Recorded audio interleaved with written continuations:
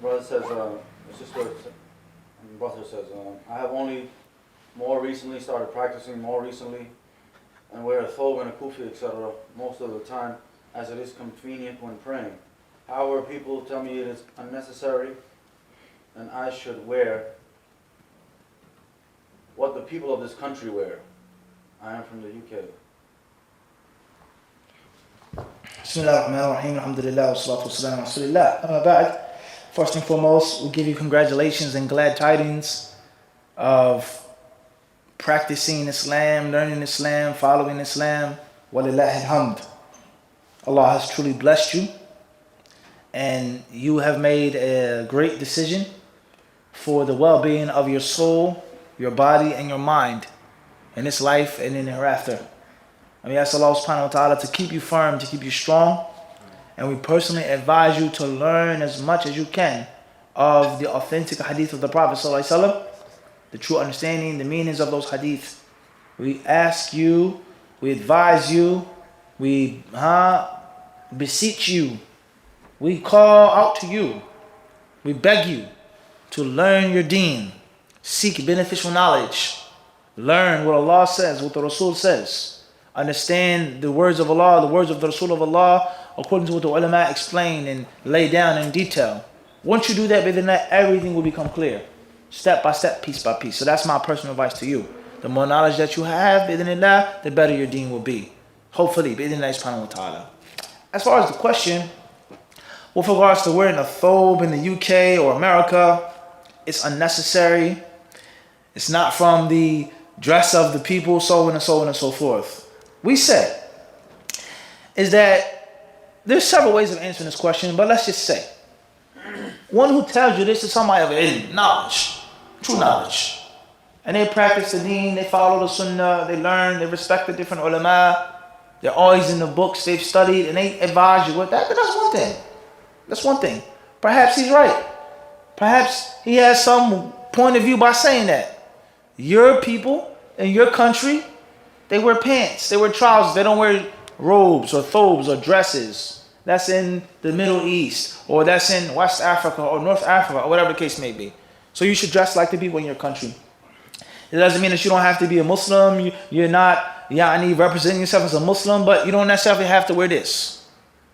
Everybody understand this? Even if you held the view that it's unnecessary. We're going to get to that part.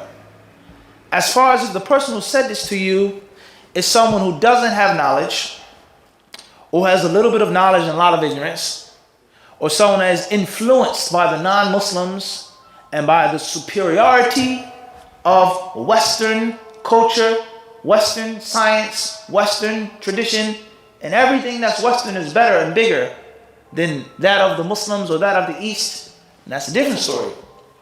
As for someone who is apologetic, someone who wishes to fit in and blend in and not be pointed out and singled out as a Muslim or a terrorist or Wahhabi or this and that and so on, and a foreigner and an immigrant, that's also what? Another scenario.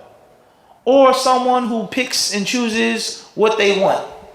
Shaykh al-Islam ibn Taymiyyah said this, you have to follow it. Shaykh al-Islam ibn Taymiyyah explained this in 30 pages. No. That's one of his mistakes. He made an error. Don't listen to him. Don't follow him. The ulama of Islam have consensus on this. However, it's 2016. It's progressive fiqh. The ulama of Islam hold this. Don't go against it. Somebody that follows their desires. They take what they want to take. They reject what they want to reject. What's convenient, what's inconvenient for them. They flip and they flop. They flounder in fiqh. Let alone in aqidah and other things. And there are many people like this. So if this person, this speaker who said this, he's from one of these groups, then don't listen to anything he has to say. As far as if it's one from the first group, sit down, talk with him, discuss it with him. Please explain to me, what's the proof, what's the evidence? I was taught that a Muslim is to be distinguished. I was taught that a Muslim should be proud to be a Muslim, and every meaning of the word pride and proud. My dress, my walk, my talk, my food, nothing that I do is to be exactly the same as what the non-Muslims do. That's what I thought. That's what I read in the Quran. That's what I thought of the Prophet, etc. How did I know about Islam except that I saw the Muslims walking down the street with their beards, with their qamises on, with their niqabs on, with their turbans on, with their leather socks on? How did I even hear about Islam or come to practice the deen unless I did what? A distinction. A man with pants, with a shirt, with a tie, a bow tie, full beard, a trimmed beard. How can I know who isn't a Muslim unless through what? Distinction. How do you know that the people are what? Security, unless they're what? And then when they're hidden security or private security, it's made to be what? That you can't see them for a purpose of not being recognized and pointed out. Everybody understand this? This is very crucial now to think critically. So you ask him, and if he gives you an explanation from the kitab, from the authentic sunnah, from the consensus of the ulama, that's clear to you, that you understand it makes sense, then take it. And if it's not from the kitab, it's not from the authentic sunnah, it's not from the ijma', it's something that doesn't make sense to you, it's not clear to you, then do what? Don't take it. As far as those who flip and they flop, then you shouldn't listen to them, period. And we have many of them in America, in New York City, and many other places. Don't wear thobe because Ibn Taymiyyah said this. How many things did Ibn Taymiyyah say that you don't do? How many things Ibn Taymiyyah was staunchly against that you perform and fall into? So let's stop the fake piety, okay? Let's stop the what? The fake piety. What is wrong with dressing and wearing a thobe? How is it unnecessary? What do the kuffar say when they see you with a thobe? Excuse me, what is this called? Where'd you get this from? Where is this made? How many people that night, Sharif, in Walmart? But it said that the Muslims are intimidated when they wear thobes. How many people said, hello, how you doing? It's in aisle 6, so on and so forth. And what were we wearing? You have a full beard. I don't have a beard. Everybody understand this? So we don't agree with that that's unnecessary. Rather, we encourage Muslim men to wear thobes. It's not mandatory. It's not obligatory. But the view that states that it's unnecessary and you should fit in with the country, we do not agree with that staunchly. Rather, we feel that a Muslim should be distinguished. He does not have to wear a thobe. It's not mandatory. But we feel that the Muslim man should be distinguished. It was a beard, a kufi, a beard, a kufi, and a thobe, and izar, a long shirt. Whatever traditional clothing that you wear, that's from the clothes of the Muslims. And it doesn't necessarily have to be sunnah. But it's known that it's from the what? Clothing of the Muslims. When someone sees you, they need a question asked or answered. They need help. You're in trouble. They say, that's a what? That's a Muslim. You may go somewhere. You may be in a jam. There may be a difficulty. And they say, go ahead, brother. Come on, brother. Go ahead, beloved. And they may not even be Muslim, but my cousin's Muslim. My uncle's Muslim. I was in jail with a Muslim. I heard about Muslims. Muslim men, Muslim women have a reputation of being clean, being honest, being upfront. So that idea that all of the kuffar are afraid and scared of a beard and of a thobe is not true.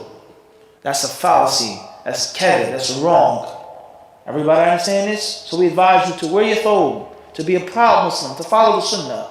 And in general, it is the sunnah to wear these types of clothes. In general, loose-fitting clothes, modest clothes. The Prophet ﷺ's most beloved garment, the qamis, having the thobe at the middle of the shin, above the ankles, covering the head. These are all things that are supported in the authentic sunnah. Some specifically and others generally. And others what? Others generally. So what is the dalil from kitab and sunnah and ijma' that you must conform to all of the traditions of the people of your country? Where is that? Billah alayk, by Allah, please bring it. Tafaddal. Only from those three sources, kitab, sunnah, and ijma'. Rather, when a person looks in the kitab, sunnah, ijma', he's going to find the exact opposite. The authentic hadith are going to tell us and teach us the exact opposite. Everybody understand this? So that is my opinion. That is my view. Those who say that it's unnecessary, I feel that they are far from the authentic hadith and far from reality and the benefits of looking like a Muslim. Or it's okay. You can wear pants. You can wear a shirt. The beard is not always obligatory. You can trim it. You can shape it up. You can shave the neck. You can trim it down. You can cut it down. And you keep compromising and compromising and more and more and more and more and more. It's bad. It's not haram. Have your pants beneath your ankle. It doesn't have to be that loose. The custom of the people is to wear tight-fitting clothes. Expose yourself. But what about your wife? Well, how is your wife covered? What does she dress like?